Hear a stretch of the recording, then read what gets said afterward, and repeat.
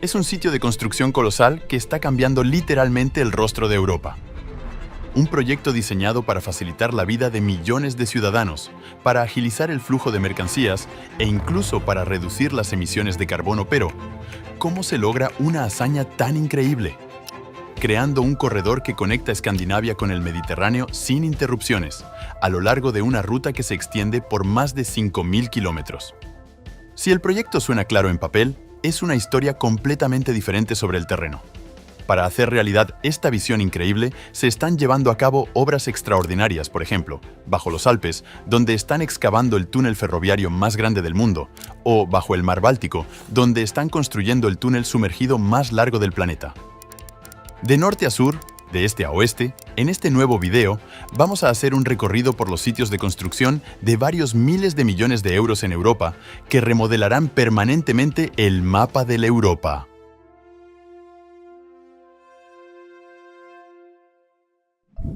Para entender realmente este resumen, primero necesitamos comprender el marco.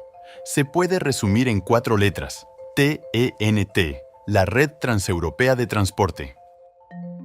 Fue adoptado en 1996 por la Unión Europea, con el objetivo de eliminar las barreras entre las redes de transporte de los Estados miembros. En resumen, crear un espacio de transporte unificado en toda Europa.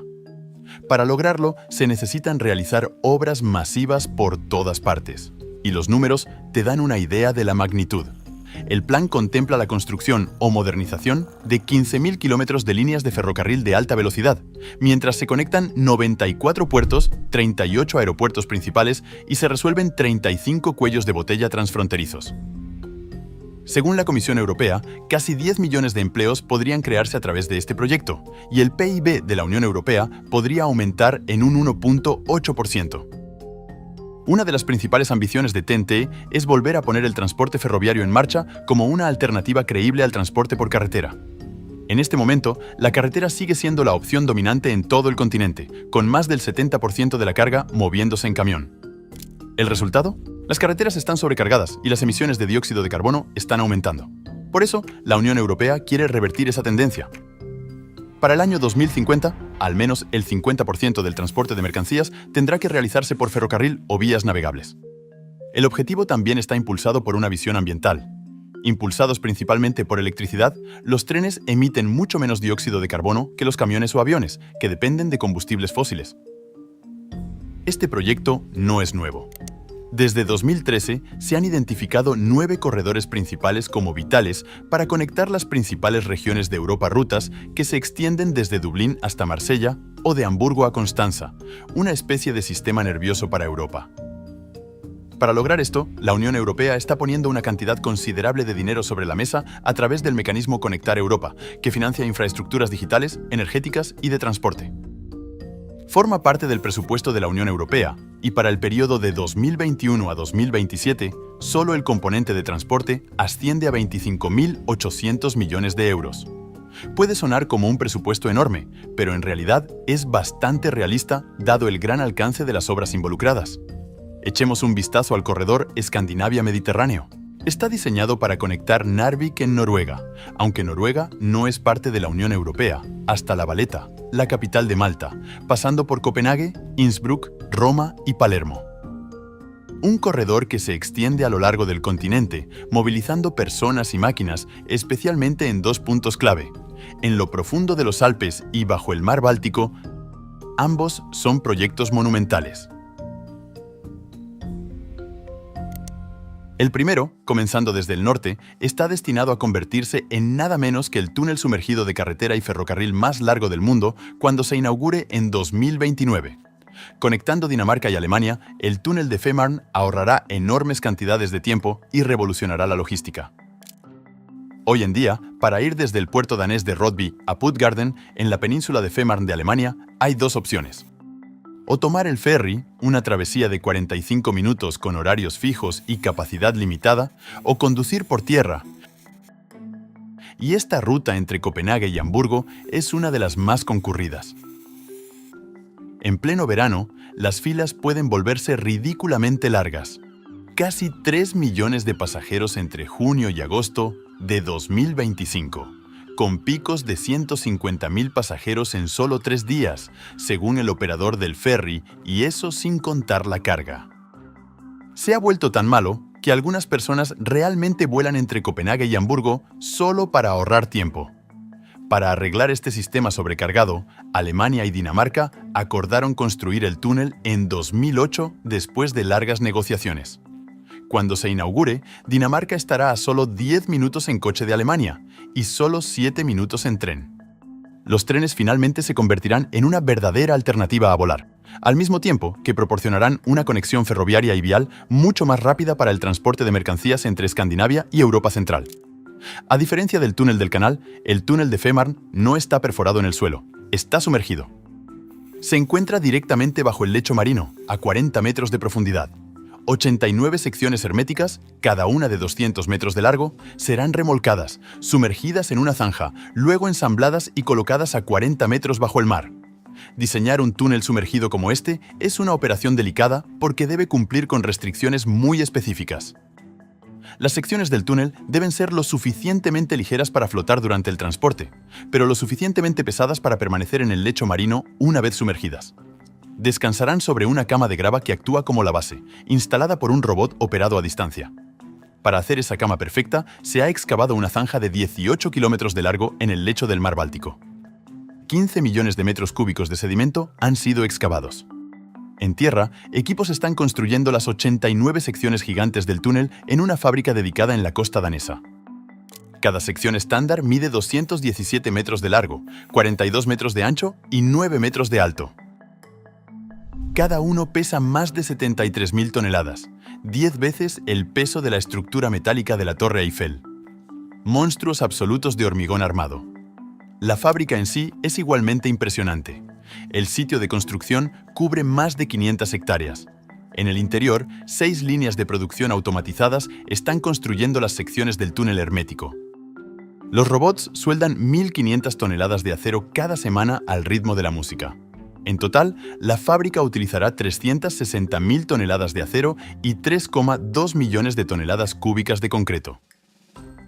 Para febrero de 2025, 9 de las 89 secciones estaban completadas, 7 estándar y 2 especiales, aproximadamente el 10% del túnel.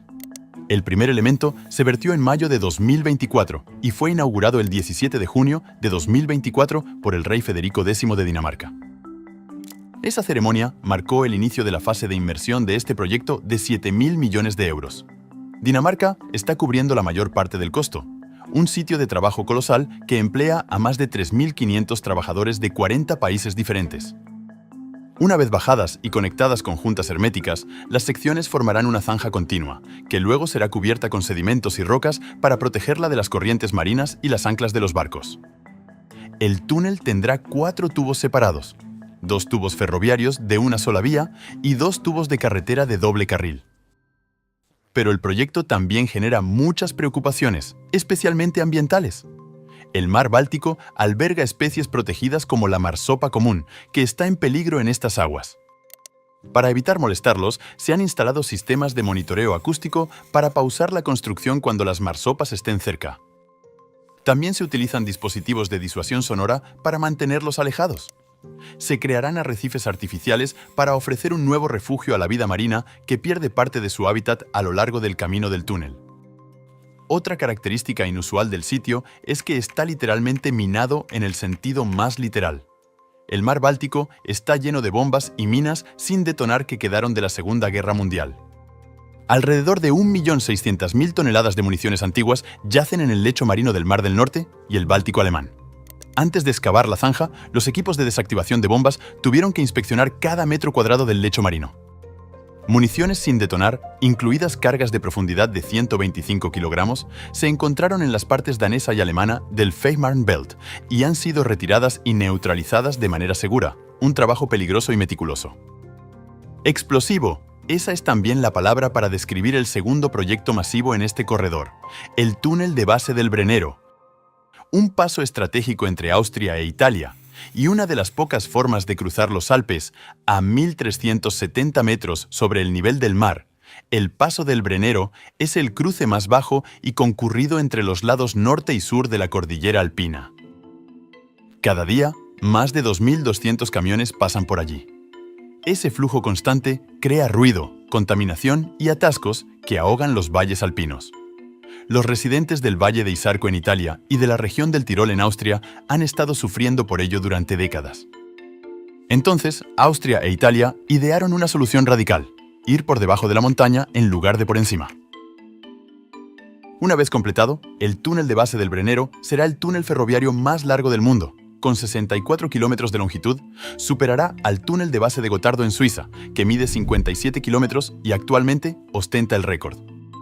Si tienes curiosidad sobre los secretos de ingeniería detrás de ese proyecto, dejaré un enlace a mi video sobre ello en la descripción. El túnel de Brenner conectará Fortezza en Italia con Innsbruck en Austria a través de una línea ferroviaria excavada bajo los Alpes, alcanzando profundidades de hasta 1.720 metros bajo la montaña. Los trenes de pasajeros viajarán a 250 km por hora y los trenes de carga a 120 km por hora. Un gran contraste con la antigua línea histórica, de más de 150 años, que serpentea por empinadas laderas montañosas donde los trenes de carga luchan por subir. Este no es un proyecto nuevo. La construcción comenzó en el año 2011, pero ahora está entrando en una fase decisiva. En septiembre de 2025, los equipos lograron el avance final del túnel exploratorio, conectando por primera vez los lados italiano y austríaco. Las obras están divididas en 4 lotes, 2 de los cuales ya están completos. Se prevé que el túnel se inaugure en 2032 originalmente. Se suponía que estaría listo para 2025. Una vez en funcionamiento, el viaje entre Fortezza e Innsbruck pasará de 80 minutos a solo 25, un gran ahorro de tiempo posible gracias al esfuerzo de miles de trabajadores que laboran cada día en condiciones extremas.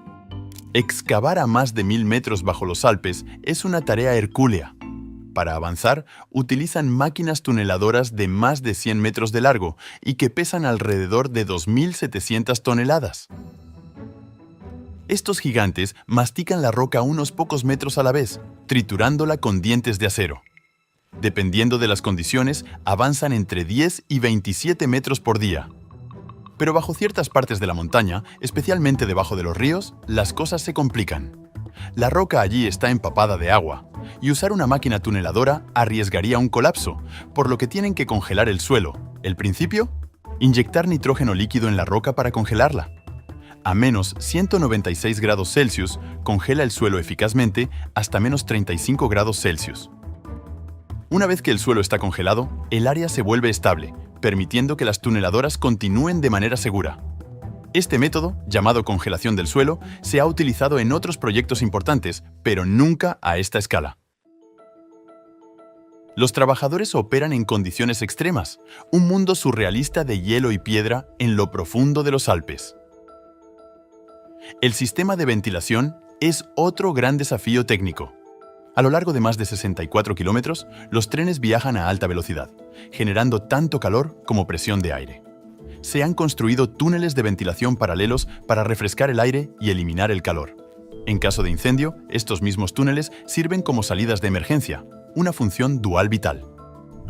Cada 333 metros, un pasaje de emergencia conecta los 2 tubos principales. Para retirar los millones de toneladas de roca excavada, el sitio utiliza un sistema de cinta transportadora gigantesco que se extiende por más de 66 kilómetros. Estas cintas transportadoras llevan 5.000 toneladas de roca por hora, colosal. Sin ellas, 190 camiones por hora tendrían que circular por las carreteras alpinas. ¿Una montaña dando a luz a un ratón? En absoluto. Según estimaciones, el túnel será un potente motor económico para esta parte de Europa. El número de trenes se duplicará en comparación con las líneas existentes y viajarán mucho más rápido. El Brenner ayudará a trasladar una gran parte del transporte de mercancías de la carretera al ferrocarril. Actualmente, 2.500.000 camiones cruzan el paso cada año. El objetivo es invertir la proporción de 70% carretera y 30% ferrocarril a 30% carretera y 70% ferrocarril. Luego está el impacto ecológico. Aunque los trenes son claramente más ecológicos que los coches o los aviones, la construcción de un túnel así todavía plantea preguntas. Se espera que genere alrededor de 2,8 millones de toneladas de CO2 equivalente. pero según un estudio de 2024 de Europe Research, el túnel podría compensar esas emisiones en 5 a 18 años, dependiendo de cuánto transporte de carga se desplace de la carretera al ferrocarril. Y finalmente, una pieza clave de información: el costo. Originalmente estimado en poco más de 6.000 millones de euros, ahora está entre 8 y 10.000 millones de euros. La mitad está financiada por la Unión Europea, la otra mitad se divide entre Italia y Austria. Y ahí es donde termina nuestra inmersión profunda. Espero que hayas disfrutado del video. Si quieres saber más sobre la construcción del túnel más largo del mundo en Suiza, dejaré el video justo aquí. Nos vemos pronto en Looking 4.